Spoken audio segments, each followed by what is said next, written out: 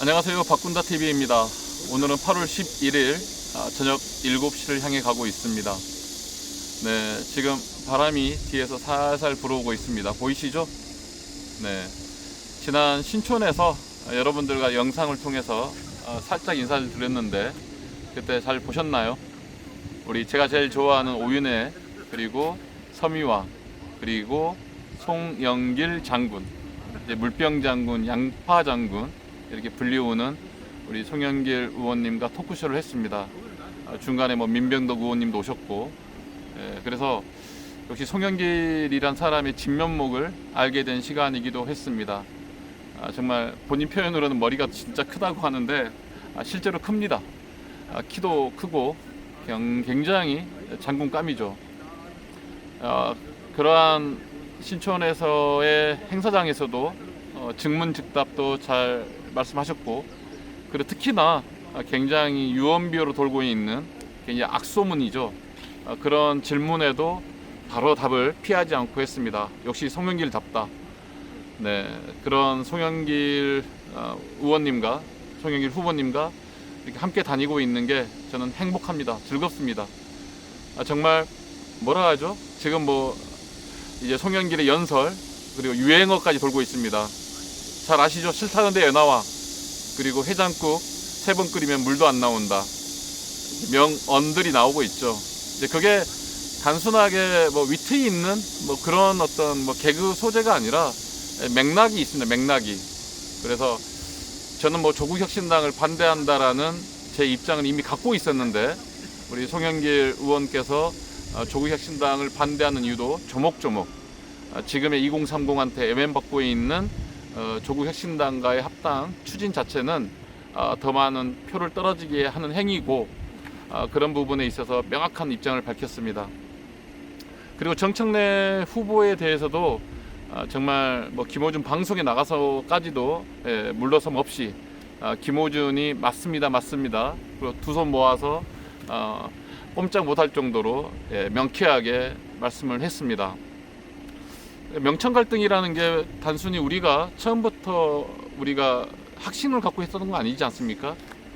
정청래 대표가 당선되고 나서부터 긴가민가 했던 일들이 이렇게 누적되는 거죠. 누적되면서 쌓여갔던 것들이 사람들이 이제 등을 돌리게 되는, 정말 이재명 정부를 성공시키려는 그러한 당대표인가라는 의문을 갖게 됐고, 이젠 아니다 라고 판단하게 된 거죠.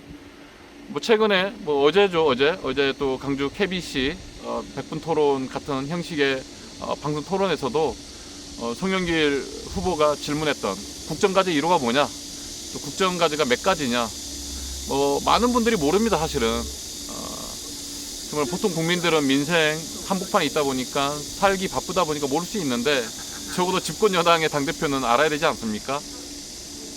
그래서 질문을 했을 때 모른다고 말하는 게 더 솔직한 태도고 바람직한 태도인데도 불구하고 계속 동문서답 말을 돌려서 말을 할 때 그 비겁함까지 보였습니다.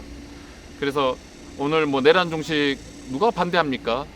그런데 내란 종식은 조국 혁신당의 1호 과제였다라는 것에 있어서 정청래 후보는 조국 혁신당한테 그렇게 마음이 쏠려 있구나라는 것을 다시 한번 확인하게 되었습니다.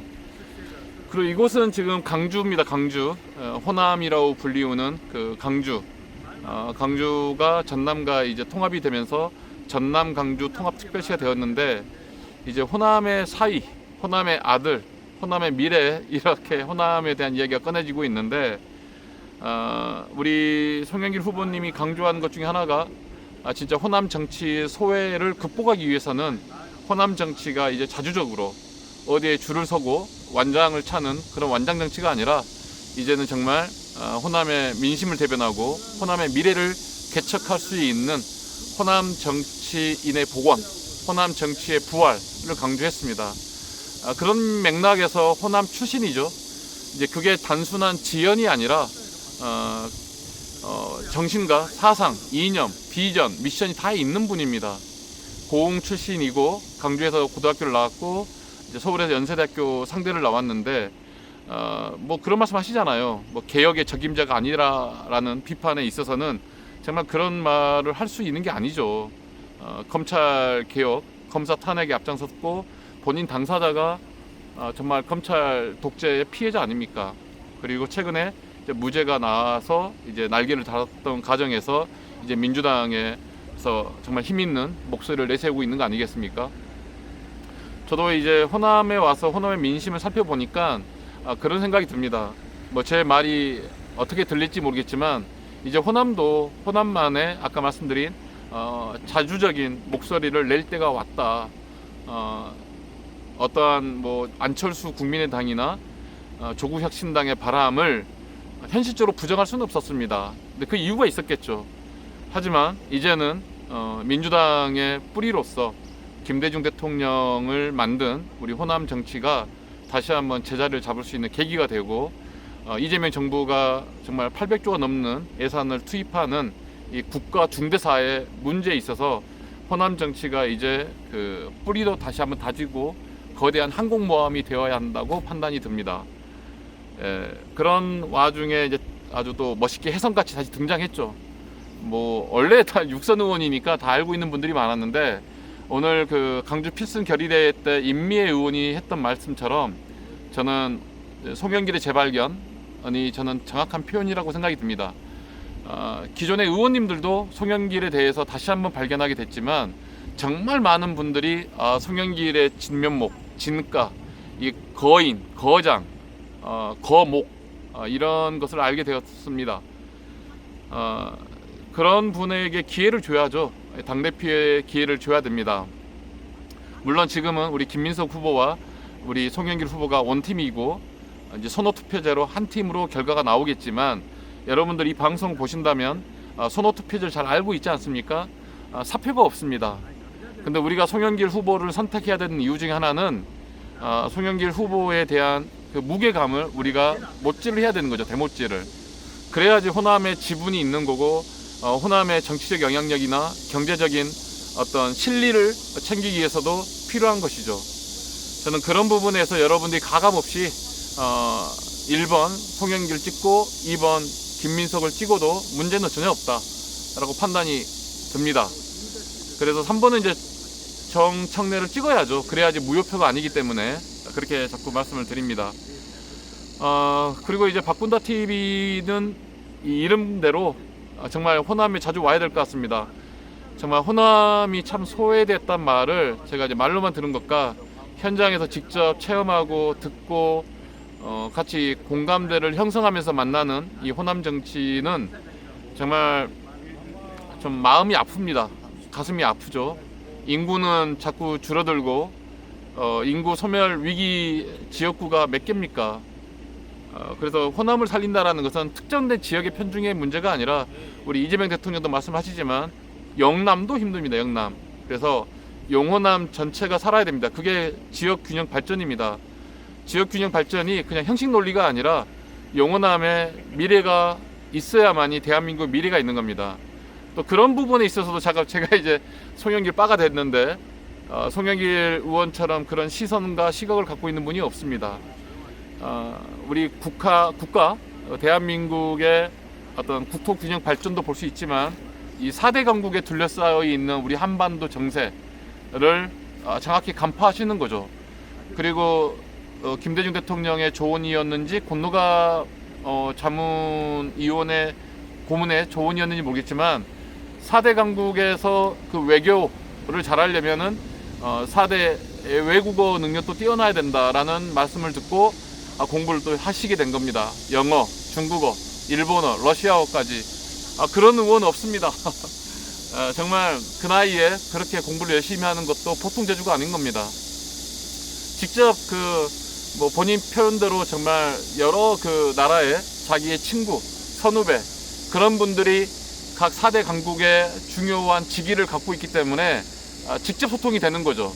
한 달이 통역사를 거쳐서 이야기하는 것보다는 바로 다이렉트로 소통하고 어떤 스킨십을 가지게 되면 훨씬 더 설득력 있게 전달이 되고 최근에 아까 말씀드렸던 뭐 미군 무한항공으로 이전하려면은 여러 가지 또 어떤 미군과 관련된 협상의 문제도 있다라고 말씀하셨습니다. 뭐 자랑하면 끝도 없는데 같이 또 영광스럽게도 영광이 갔다 왔습니다. 말장난 같긴 하지만 그 영광의 원자력 발전소도 직접 가볼 수 있는 기회가 정말 좋았는데 AI 산업이 이제는 벗어날 수 없는 대한민국의 미래뿐만이 아니라 이제는 전 세계 미래가 되지 않았습니까?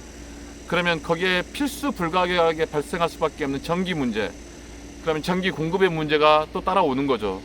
그러면 재생에너지와 이 원자력을 병행할 수밖에 없는 불가피한 전략들, 그런 부분에서 이제 원자력 에너지를 확보해야 된다라는 논리도 굉장히 설득력이 있었습니다.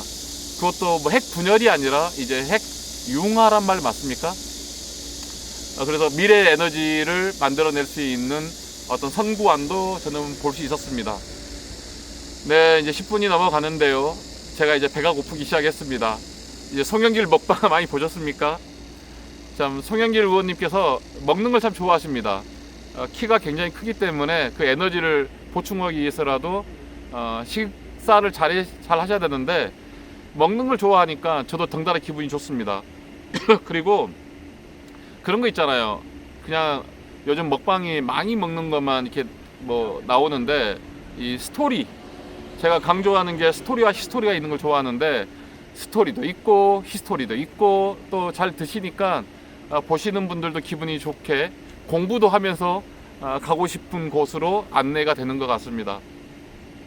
네, 지금 여기 곧 정문으로 나오실 것 같은데 지금 강주 MBC에서 인터뷰를 마치고 내려오실 겁니다. 그 내려오시는 그 잠깐의 틈을 빈틈을 이용해서 이 방송을 하고 있습니다. 아마 송영길 먹방도 저는 시리즈로 계속 만들고 싶은데 전당대 이후로 어떤 일정이 나올지는 모르겠습니다. 이제 저도 이제 팬이 됐기 때문에 쫓아다니고 싶습니다. 그리고 인미의 의원도 이야기 좀 하고 싶은데 제가 이제 영남, 흔히 말하는 뭐 부울경이나 대구 경북에 대해 잘 모릅니다. 이것도 제가 또 벗어나야 될 어떤 편견이겠죠. 어떤 뭐가 잘못됐다 이런 생각을 갖고 있는 게 아니라 모른다 그 자체가 부끄럽습니다. 그래서 임미애 의원 그 보좌진들하고 좀 친해져서 임미애 의원님도 인터뷰 좀 하고 대구 경북에 갈 수 있는 기회 또 좀 만들어 보고 싶습니다. 제가 살고 있는 곳은 서울이긴 한데 일주일에 한 번은 우리 강주 전남, 일주일에 한 번은 영남에 가면은 정말 시간이 급하게 갈 것 같습니다. 그 수도권도 남아 있는데 이제 경기와 서울이 남아 있죠. 뭐 여러 가지 뭐 패널들의 말을 들어보니까 서울, 경기는 정청래 후보가 유리하다고 하는데 이제 토론도 많이 보셨고 연설도 많이 보셨잖아요. 여러분들이 보신 만큼 이제 진실을 알게 됐잖아요. 그런 만큼 우리가 찍어야 될 사람이 누구인지도 여러분들이 이제 좋은 판단 능력을 가졌다고 저는 확신합니다. 민주당의 새로운 당대표가 누가 되느냐, 저는 절대절명의 어떤 이 중요한 시기다라고 예상합니다. 지난 1년 동안 정청래 당대표가 아니었다면 얼마나 좋았습니까? 정말 지지율도 높았고 더 힘있게 드라이브를 할 수 있는 이 절호의 기회가 정말 뭐 송영길 의원님의 표현대로 하면 고생했죠. 하지만 그것만이 전부는 아니잖아요. 저는 그런 논리를 가지고 있습니다. 민생 문제, 경제 문제를 해결하는 것도 내란 종식이다. 그러한 내란 종식이라는 슬로건만 가지고 그 깃발만 든다 해서 내란 종식이 되는 게 아니라 2030 미래 세대의 마음을 잡아내고 아직도 경제 문제, 부동산 문제 허덕이고 있는 우리 민중들, 서민들, 국민들에 대해서 그러한 경제적인 어떤 청사진, 구체적인 대안들, 그리고 속도와 밀도감이 있는 집행 능력, 그런 게 정당에서 뒷받침해주고 보조를 맞춰주고 부족한 걸 채워줘야만이 되지 않겠습니까? 근데 지난 1년이 너무너무 한스럽습니다. 지난 1년 동안 정말 너무 아까운 시간이 흘렀습니다. 이재명 대통령이 밤잠을 설치면서 전 세계를 누비면서 얻어낸 성과가 이렇게 지지율로 지금 하락으로 보여주는 게 너무 속상하고 열받고 분노까지 치미는데, 하지만 뭐 탄력성이라는 게 있지 않습니까? 그래서 다시 한번 새로운 민주당의 대표가 선출되면 이제 당정청이 최고의 어떤 트라이앵글로 저는 함께 할 거라 저는 확신합니다. 그래서 8월 17일 얼마 남지 않았습니다. 이제 6일 남았습니다. 6일. 8월 17일 날 전당대 마지막 그 디데이가 대전에서 열린 걸로 알고 있는데 그 대전은 사실상 이제 모든 투표가 끝나고 결과 발표의 자리죠. 그래서 누차 말씀드렸지만은 연설 듣고 투표하는 그런 제도로 빨리 정립되면 좋겠습니다. 아니면 또 다른 방법을 택하든가. 그리고 이 무더운 여름날에 이 전당대 열리는 것도 꼭 검토되어야 되겠습니다. 우리 민주당의 지지자들 중에 50대 이상이 많고 특히 60대 70대도 많습니다.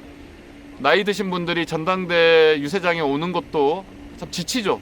차라리 봄이나 가을이면 견딜만 한데 무더운 이 폭염이 엄청난 이 여름 한복판에 전당대가 열리다 보니까 굉장히 지치고 피곤하고 피로도가 쌓여 있는 것도 사실입니다.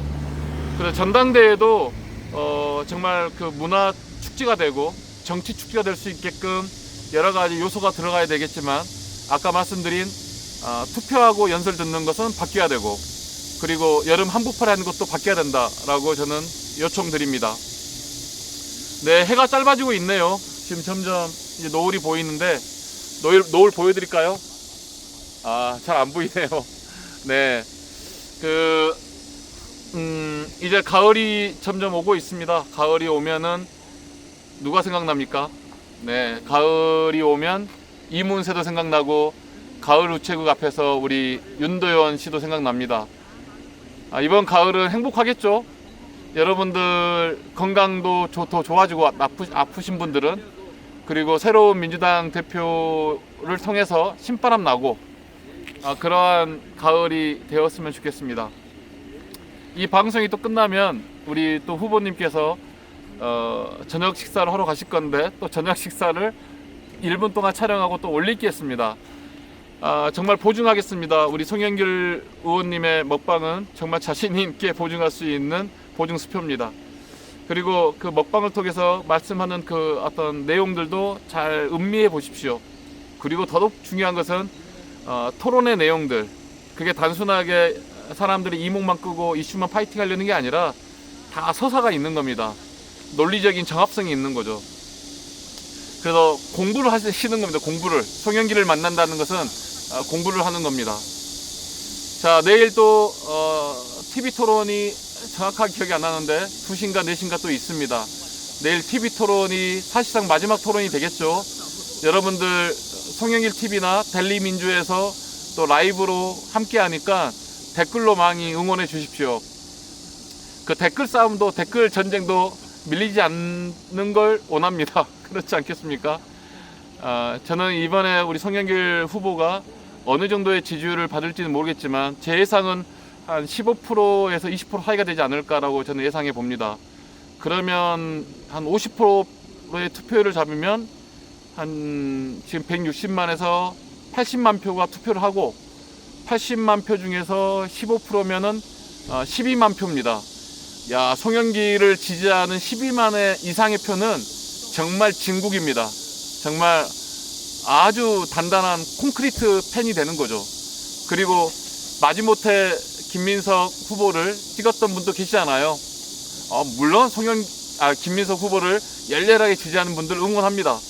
그렇지만 이번에 전략적으로 김민석 후보를 찍고 2등으로 송영길 후보를 찍는 분들도 그 표를 합산하면 저는 그 엄청난 에너지가 이번 전당대회에서 확인할 수 있을 거라고 저는 판단합니다. 20분 가까이 또 떠들어댔더니 목이 좀 아픕니다. 이제 물을 마실 시간이 됐고 밥을 제 위를 채울 시간이 됐습니다. 늘 말씀드리면 바꾼다TV는 이번에 정치적인 행위로서 함께하고 있지만 문화개혁, 사회혁신, 그리고 정당개혁, 그리고 경제적인 문제, 부동산 문제를 골고루 다루고 아까 말씀드린 영호남도 가급적 일주일에 한 번 정도는 찾아가면서 현장의 목소리, 민생의 목소리를 담겠습니다. 바꾼다TV 이름값을 해야 되지 않겠습니까? 그리고 제 얼굴도 많이 바꾸고 있습니다.